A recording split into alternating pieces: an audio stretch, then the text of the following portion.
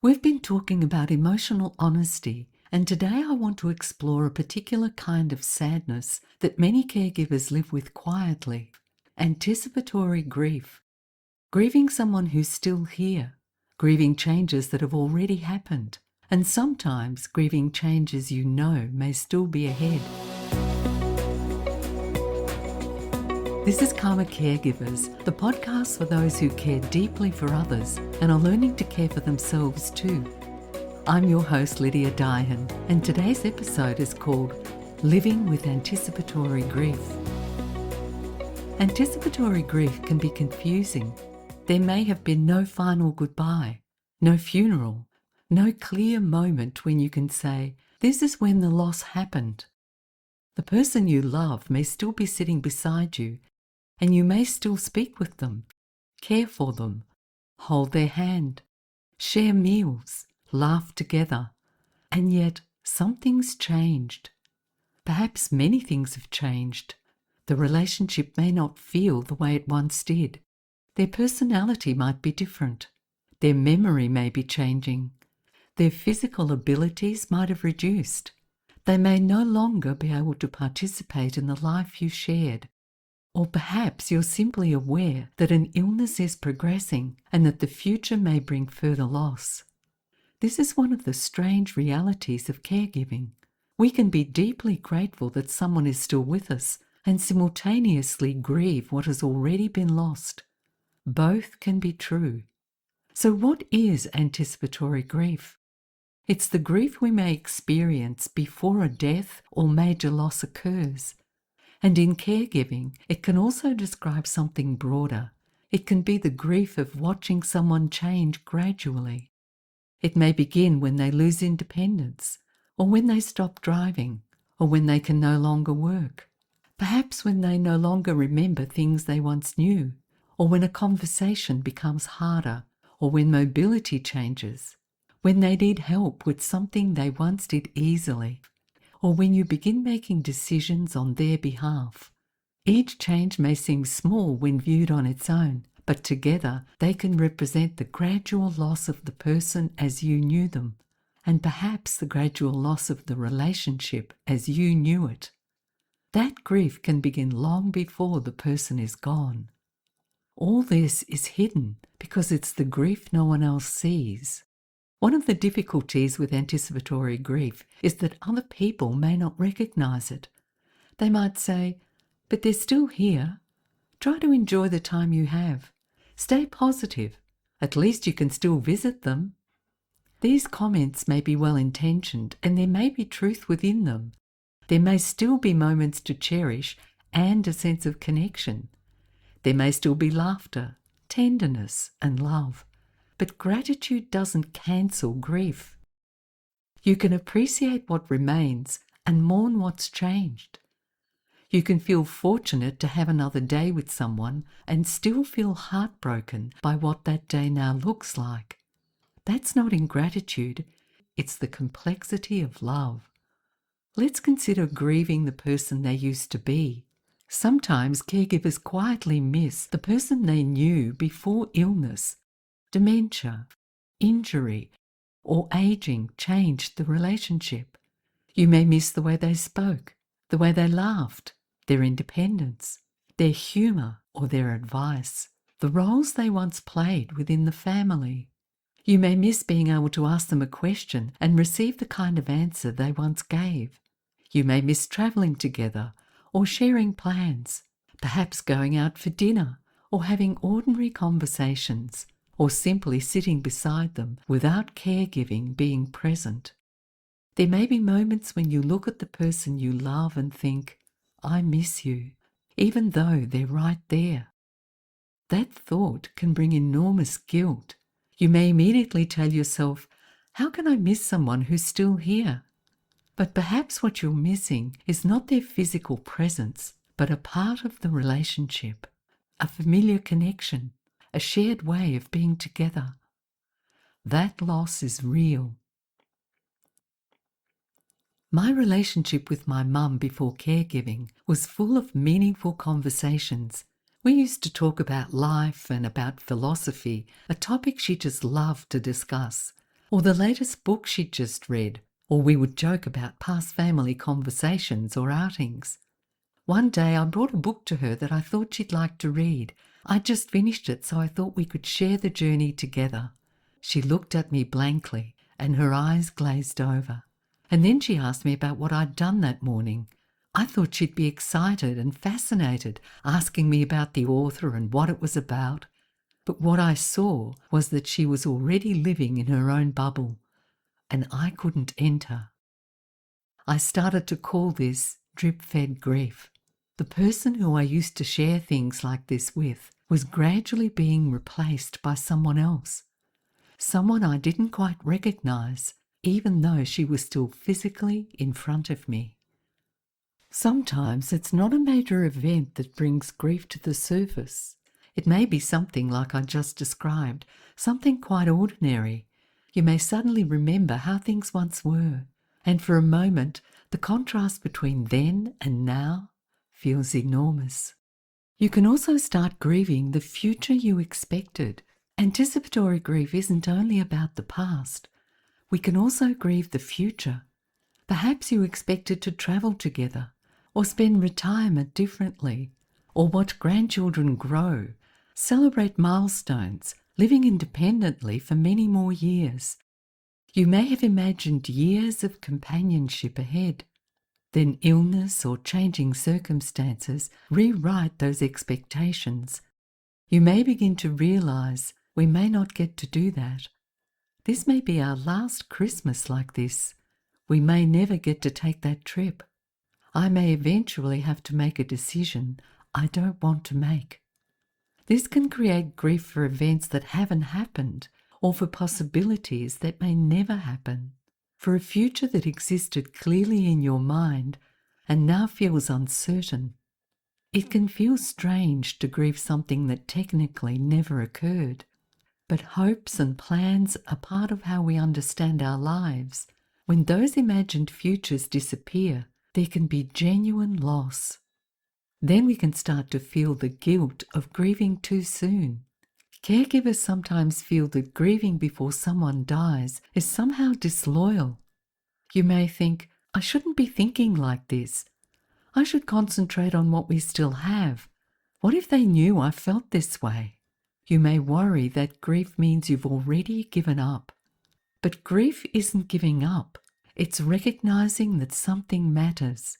We grieve because we've loved and because something has changed. We grieve because the relationship is important enough that its changes affect us deeply. Feeling grief doesn't mean you've stopped seeing the person who's still there. In fact, accepting grief may allow you to meet the person as they are now, rather than continually comparing them with who they used to be. It can allow us to say, I miss what we had, and I'm still here with you now. Both statements can belong together. We can then start to consider the changing relationship. Caregiving can alter roles within families and partnerships. A parent who once cared for you may now rely on you. A partner who once shared responsibilities may now depend on you for daily life. A sibling who was once independent may need assistance. These role changes can be confronting. You may find yourself handling intimate personal care or managing finances, perhaps making medical decisions or speaking on someone else's behalf. And somewhere inside that role change, you may miss being simply the daughter, the husband, the wife, the sibling, or the friend. You may sometimes feel that caregiving has entered every part of the relationship. Even affectionate moments can carry another layer. You hug the person you love, and at the same time you're thinking about medication. You sit together and wonder whether they've eaten. You have a conversation while mentally planning the next appointment. Caregiving can make it difficult to be fully present as the person you were before the role changed. That too can be a loss. And grief isn't linear. It can come in waves. Anticipatory grief rarely follows a straight line. You may have a day when everything feels manageable, then something small happens and the grief returns.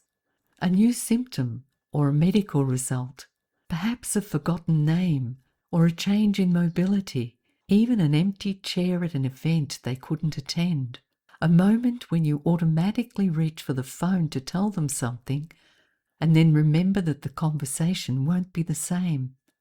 Grief may appear as sadness and in lots of other ways: irritability, anger, anxiety, numbness, exhaustion, withdrawal, difficulty concentrating, restlessness, or guilt. Sometimes what looks like impatience is grief, or what looks like anger is fear. Sometimes what looks like exhaustion is the emotional weight of adjusting again and again to loss. Caregivers often have to adapt repeatedly.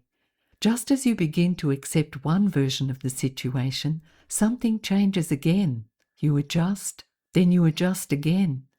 This ongoing process can be deeply tiring. But despite all of this, there can still be joy. Talking about anticipatory grief doesn't mean caregiving is only sadness.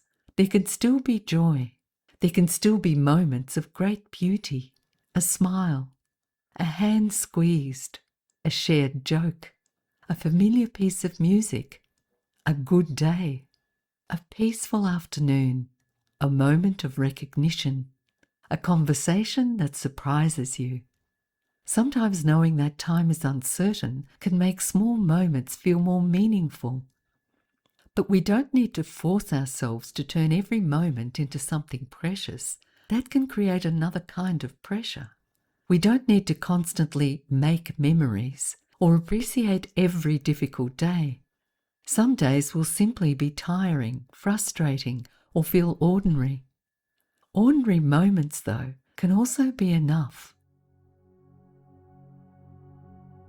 Let's take a moment for a practice together. I'd like to guide you through a quiet meditation. Only do this now if you're somewhere safe and can give yourself a few quiet minutes. Otherwise, come back to this later. Now, allow your body to settle.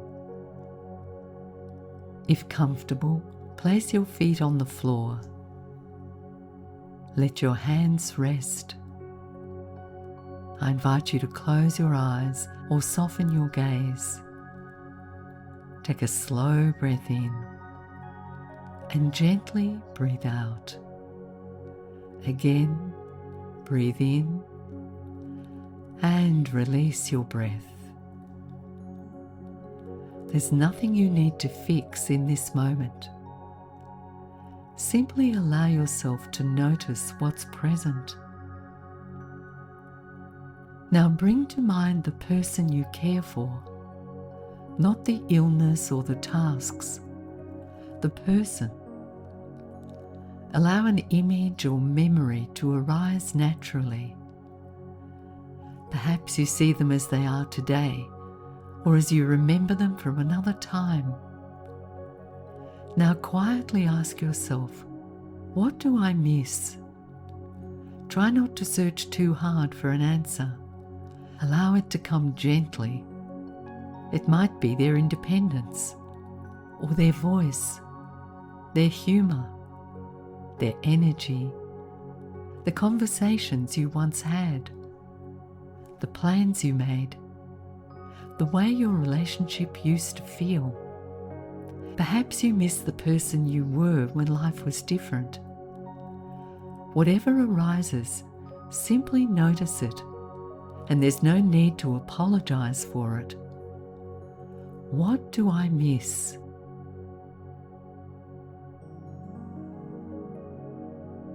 Now take a breath and say silently to yourself, it makes sense that I miss this. And ask, what's still here? Perhaps their hand in yours, their smile, a familiar expression, a shared history, a feeling of connection, a moment of trust, or perhaps simply your presence with another. Let yourself notice whatever remains. What's still here?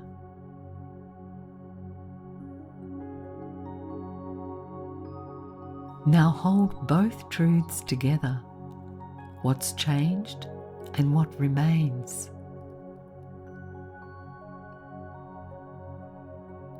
And silently say to yourself, I can grieve what's changed and still value what's here.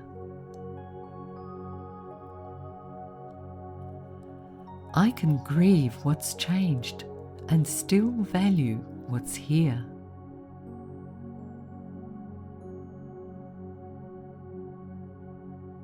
Now take a slow breath in and out. You don't need to choose between grief and gratitude. There can be room for both. When you're ready, gently bring your attention back to the space around you. Notice the sounds nearby. Notice the support beneath your body. Take your time returning. When you feel ready, open your eyes. Let's continue with a reflection. If you can't do this now, you can come back later to answer these questions so you can write them down in a journal or notebook. Naming these will take away their power. For now, simply reflect to yourself by completing these sentences. I miss.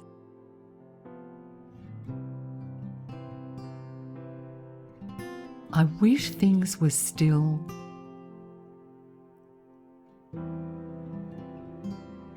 The future I imagined included.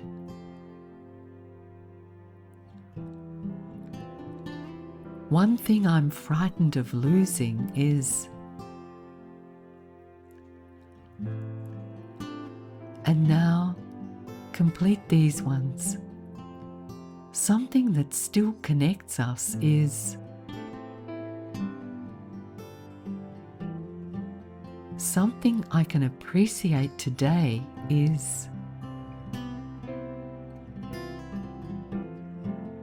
You don't need to turn the grief into gratitude. This is not the purpose. The purpose is to allow the whole truth to exist. The loss, the love, the fear, the connection, the uncertainty, the moments that remain.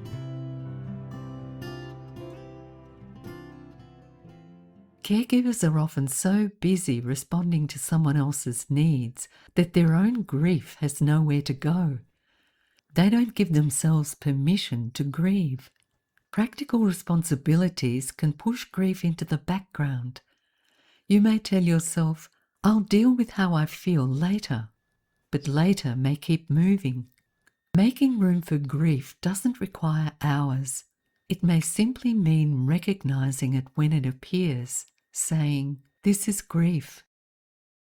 This moment hurts because something important has changed. You may cry, you may journal, you may speak with someone, or sit quietly. You can take a walk, or you can simply allow the feeling to move through without trying to stop it. There's no correct way to grieve, and you don't have to carry this alone.